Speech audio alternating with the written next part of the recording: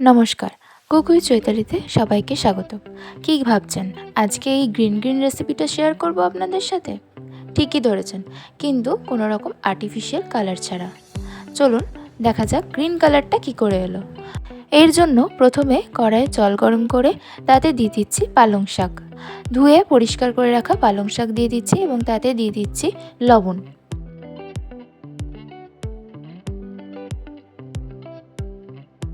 জলটা ফুটে গেলে গ্যাসের ফ্লেম অফ করে দেব।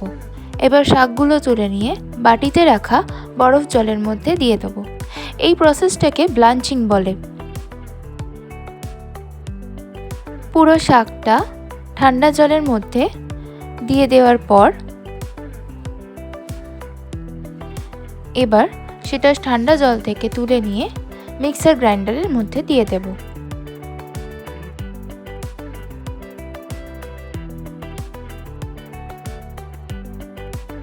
পালং শাক দিয়ে দেওয়ার পর এর মধ্যে দিয়ে দিচ্ছি ফ্রেশ ধনেপাতা, সাথে দিচ্ছি 2 থেকে 3টে কাঁচা লঙ্কা, আর দিচ্ছি সামান্য পরিমাণে কসুরি মেথি আর 2 থেকে 3 কোয়া রসুন। এবার এগুলো ভালো করে পেস্ট করে নিতে হবে। এবার অন্য একটি পাত্রে 1 বাটি ময়দা আর 1 বাটি আটা দিয়ে তাতে সামান্য পরিমাণে লবণ দিয়ে আর সামান্য পরিমাণে সাদা তেল দিয়ে ভালো করে মিশিয়ে নিতে হবে।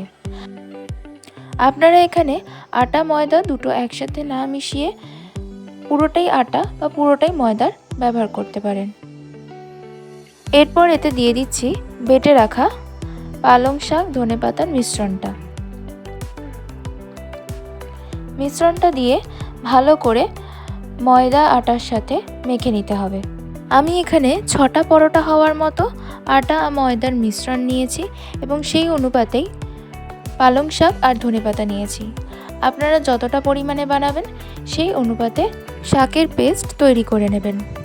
পালং শাক আমাদের শরীরের পক্ষে খুবই উপকারী। এতে প্রচুর পরিমাণে iron, vitamin A, E, C এবং ম্যাগনেসিয়াম রয়েছে, যা আমাদের স্কিন, ইমিউন সিস্টেম এবং ডাইজেস্টিভ সিস্টেমকে ভালো রাখে। এবার এর মধ্যে আমি দিয়ে দিচ্ছি মিক্সি ধোয়া জল। আমি এখানে এক্সট্রা করে কোনো জলের ব্যবহার করিনি। মিক্সি ধোয়া জলটা দিয়ে একটা শক্ত করে ডো বানিয়ে নিতে হবে।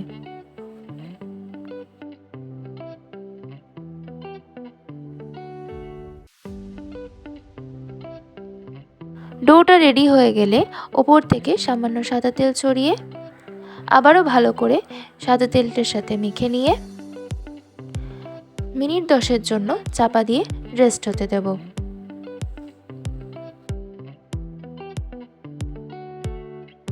এবার অন্য একটা পাত্র নিয়ে তাতে পনির দিয়ে হাতের সাহায্যে স্ম্যাশ করে নিচ্ছি। আমি এখানে 150 গ্রাম মতো পনির নিয়েছি 6টা পরোটার জন্য।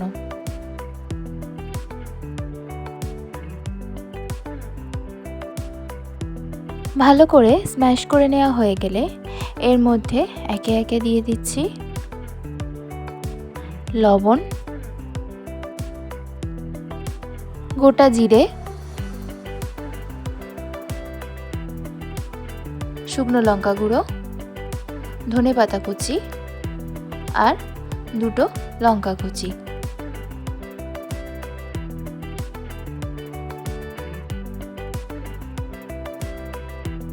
এতে সামান্য পরিমাণে আদা চেঁচে দিয়ে দিচ্ছি।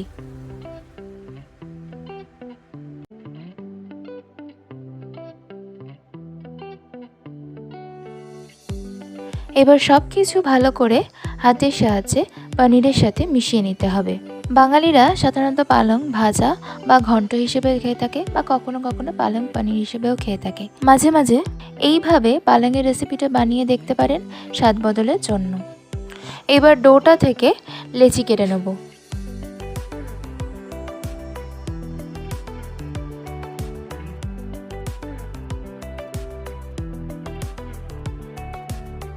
লেচি কাটা হয়ে গেলে একটা করে লেচি নিয়ে হাতের তালুতে গোল গোল করে শেপ দিয়ে তাকে বাটির মতো একটা শেপ দিয়ে তার মধ্যে পনিরের স্টাফিংটা ভরে দেব।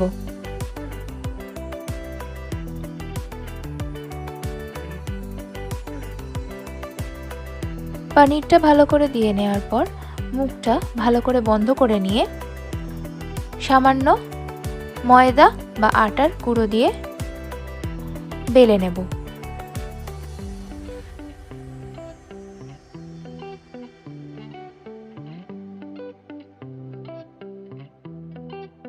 খুব হালকা চাপ দিয়ে বেলে নিতে হবে যাতে পনিরের স্টাফিংটা বেরিয়ে না যায়। আমি এখানে গোল গোল করে বেলে নিচ্ছি, আপনারা চাইলে অন্যরকম শেপ দিয়েও বেলতে পারেন।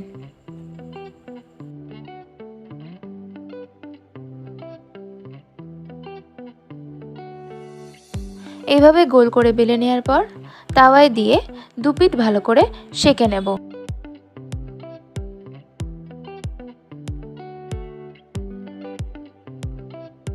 দুপিঠ ভালো করে সেঁকে নেওয়ার পর সামান্য তেল দিয়ে আবার দুপিঠ ভালো করে ভেজে নেব।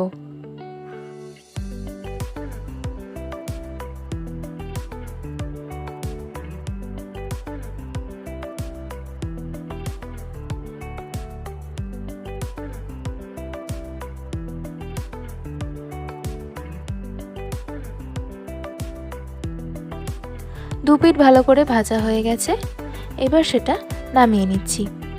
এইভাবে বাকি পরোটাগুলো ভেজে নেব।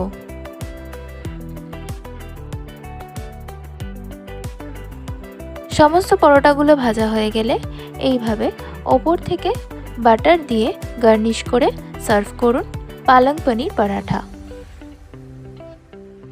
এই পরোটাটা আপনারা যে কোনো রকম ভেজ সবজির সাথে খেতে পারেন অথবা কোনো রকমের আচারের সাথেও খেতে পারেন। আমি এটাকে সার্ভ করেছি একটা রায়তা দিয়ে। রায়তা বানানোর জন্য আমি এখানে শসা গ্রেট করে নিয়েছিলাম, সাথে দিয়েছি সামান্য চিলি ফ্লেক্স, বিট লবণ, আমচুর পাউডার, কাঁচা লঙ্কা কুচি, ধনেপাতা কুচি আর দই। রেসিপিটা ভালো লাগলে অবশ্যই লাইক শেয়ার করে দেবেন এবং বাড়িতে ট্রাই করে আমাকে কমেন্টে জানাবেন রেসিপিটা কেমন লাগলো। এরকম আরও নিত্য নতুন রেসিপি পাওয়ার জন্য চ্যানেলটা সাবস্ক্রাইব করে দেবেন।